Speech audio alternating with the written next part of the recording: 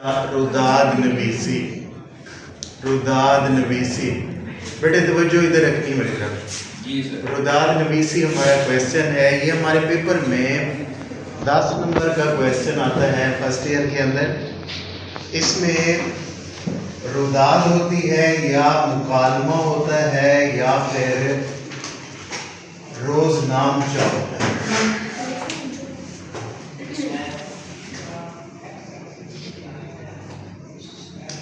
अब ये 3 क्वेश्चन होते हैं, 3 में से कोई से 2 आते हैं पेपर में। अब इन दोनों में से कोई एक हमने अटेम्प्ट करना होता है, 10 नंबर इसके होते हैं। तो इन 3 में से हम आज रुदाद पढ़ने लगे हैं। रुदाद का क्वेश्चन है, 10 नंबर का आता है पेपर में। ये कुछ चीज़ें हैं जो हमने अपने क्वेश्चन में वहाँ पे अप्लाई करनी है ताकि हमारा कोई नंबर डिडक्ट ना हो। 10 नंबर का क्वेश्चन है, 10 चीज़ें हमने उसमें अप्लाई करनी है। पहले नंबर पे है उन्वान। तो हम उन्वान कैसे बनाएंगे? ऊपर लिखेंगे रुदाद नवीसी, उसके नीचे स्टार्टिंग में उन्वान की हेडिंग देंगे, सामने सेंटर में उसका नाम लिखेंगे। अब नाम आपने जो उन्वान होगा इसका, ये बेसिकली ये उन्वान है, जलसा तकसीम इनामात। वर्डिंग वहाँ पे आती है, आप यौम इकबाल की तकरीब की रुदाद बयान करें, या फिर आएगी जलसा तकसीम इनामात की रुदाद बयान करें, या अपने कॉलेज के अंदर जलसा तकसीम इनामात की रुदाद बयान करें। तो उसमें हमने उसको शॉर्ट करके 2-3 अल्फाज बना के उसका उन्वान लिखना है। वो सारी लंबी चौड़ी वर्डिंग नहीं बनानी। तो अगर यौम इकबाल की तकरीब है तो हम यहाँ पे यौम इकबाल की तकरीब हेडिंग देंगे।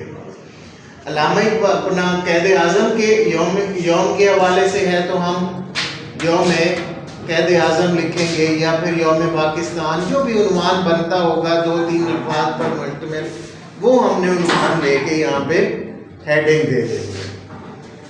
तो ये बेसिकली पहला पॉइंट है, हमने क्लियर किया रुदाद नवीसी, उन्वान और सेंटर में उसका नाम आ गया। ये पहली चीज़ है। दूसरे नंबर पे है मकाम, तारीख और तारुफ। ये हमने लाजमी मेंशन करना है कि ये जो तकरीब है कहाँ पे हुई है।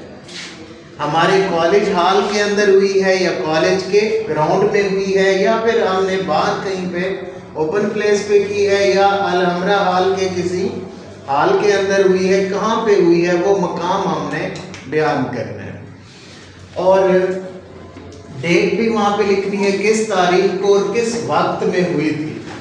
और इसी तरह इसका इंट्रोडक्शन भी करवाना है कि क्यों मुनक़िद की गई, कि ये जो जलसा तकसीम इनामात की तकरीब होती है, ये असल में सालाना बेस पे किसी भी तालीमी इंस्टीट्यूट के अंदर पोजीशन होल्डर्स बच्चों को इनामात देने के लिए, या फिर स्पोर्ट्स वगैरह में पार्टिसिपेंट्स या पोजीशन होल्डर स्टूडेंट्स को इनामात देने के लिए इस तरह की तकारीब मुनक़िद की जाती हैं। तो हमने फर्स्ट पैराग्राफ के अंदर इस तकरीब का तारुफ लिखा कि ये क्यों मुनक़िद की गई थी, इसकी रीज़न क्या थी, इसकी क्या वजूहात थी कि इसको मुनक़िद करना पड़ा। तो ये 7-8 लाइनों के अंदर एक पैराग्राफ बन जाएगा इसके इंट्रोडक्शन का और मकाम बताने का और तारीख का।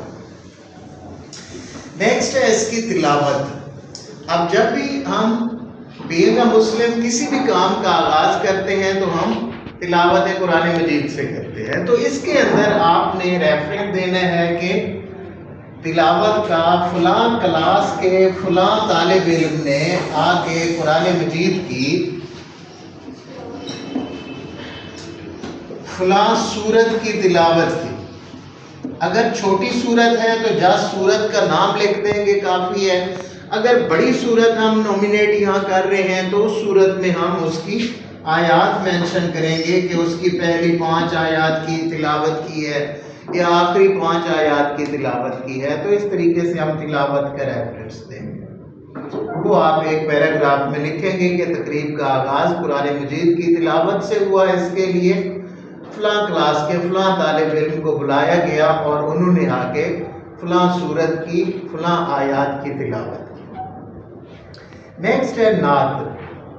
آپ نے نعت کا پیراگراف بنانا ہے نیکسٹ، کہ اس میں فلاں کلاس کے فلاں طالب علم کو مدعو کیا گیا اور انہوں نے آ کے نعت پڑھی اور اس نعت کا پہلا شعر یہ تھا. آپ کو کسی بھی نعت کا کوئی شعر یاد ہے وہ آپ لکھ دیں، فرسٹ شعر یہاں پہ لکھ دیں مارکر کے ساتھ. تو یا پھر آپ کو کوئی اور شعر آتا ہے پہلا شعر نہیں ہے تو آپ پھر وہاں پہ ورڈنگ بنائیں گے کہ انہوں نے بڑے خوبصورت انداز کے اندر نعت پیش کی اور اس نعت کا مجھے یہ والا شعر سب سے اچھا لگا یا سب سے پسند آیا، تو آپ نے وہ شعر اس میں لکھ دینا ہے مارکر کے ساتھ. تو اصل میں یہاں مارکر کا استعمال کرنا مقصود ہے، تو آپ نعت کا کوئی شعر لکھ دیں گے. پھر آپ نے اسٹیج سیکرٹری کا انٹروڈکشن کروانا ہے کہ اس تقریب کے جو میزبان کے فرائض سر انجام دیے تھے وہ اسٹیج سیکرٹری کے فرائض سر انجام دیے، کمپیئرنگ کے فرائض سر انجام دیے، وہ فلاں ٹیچر نے سر انجام دیے تھے. اور انہوں نے مہمان خصوصی آپ نے اس میں جو نومینیٹ کرنا ہے وہ ایسا بندہ ہونا چاہیے جس کا تعلق کسی ایجوکیشن کی فیلڈ سے ہو. وہ گورنر ہو سکتا ہے صوبے کا یا پھر وہ ایجوکیشن منسٹر ہو سکتا ہے، وزیر تعلیم ہو سکتا ہے. تو ایسے بندے کو آپ نے مہمان خصوصی نومینیٹ کرنا ہے اور اس میں بتانا ہے کہ مہمان خصوصی کا اعلان اسٹیٹ سیکرٹری نے کرتے ہوئے فلاں شعر پڑھا، تو آپ وہاں پہ علامہ اقبال کا کوئی شعر لکھ دیں گے. اور اسی طرح آپ لکھیں گے کہ مہمان خصوصی نے اپنے اظہارات، اپنے خیالات کا اظہار کیا یا اپنے ہاتھوں سے جو طلباء تھے ان میں انعامات تقسیم کیے اور خیالات کا اظہار کرتے ہوئے یہ جملے بولے. تو وہاں پہ آپ ایک دو جملے لکھ دیں گے جو موٹیویشنل ہوتے ہیں کہ محنت میں عظمت ہے، یا پھر محنت کرنے والا انسان کبھی مات نہیں کھاتا. اس طرح کے کوئی جملے ایک دو لکھ کے وہ انورٹڈ کامات میں لکھ دیں گے. وہ جملے مارکر سے لکھیں گے. مقصد مارکر کا استعمال کرنا ہے ہر ایک پیراگراف کے اندر. اور اسی طرح آپ یہ مارکر کا استعمال ہے، ساتھ ساتھ آپ بہانے بہانے سے شعر لکھتے جائیں، کوٹیشن لکھتے جائیں مارکر کے ساتھ، وہ مارکر کا استعمال ہوتا ہے. اور اس کے علاوہ ہر ایک پیراگراف کے اندر آپ نے کوئی سے 2 لفظ مارکر سے ہائی لائٹ کرنے ہیں اور پیراگراف کی لمٹ آپ کی 4 سے 8 لائن ہونی چاہیے. اور جو پیراگراف ہے اس کے سٹارٹنگ میں 2 لفظ کی جگہ چھوڑ کے پیراگراف شروع کرنا ہے. یہ ایسا پیرا بندی کے اصول ہیں، ہم نے بارہ پڑھ رکھے ہیں. یہ 3 چیزیں آپ نے اس میں اپلائی کرنی ہے. اس کا ایک نمبر ہوتا ہے. اور لاسٹ میں تقریب کے وہ صدارتی خطبہ ہوگا.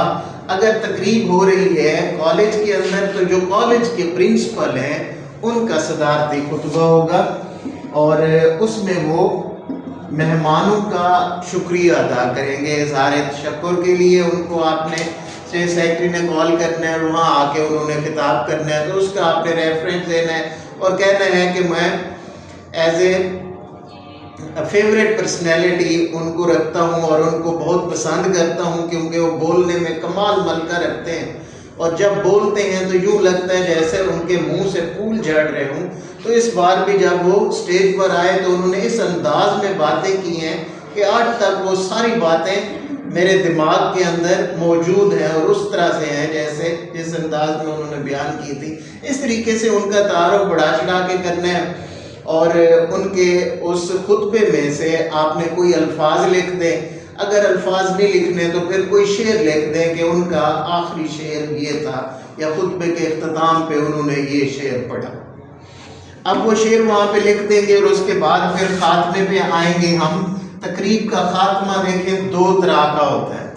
اول تو تقریبات 2 طرح کی ہوتی ہیں. ایک ایسی تقریب ہوتی ہے جو مذہبی پوائنٹ آف ویو سے ہوتی ہے، ایک دنیاوی پوائنٹ آف ویو سے ہوتی ہے.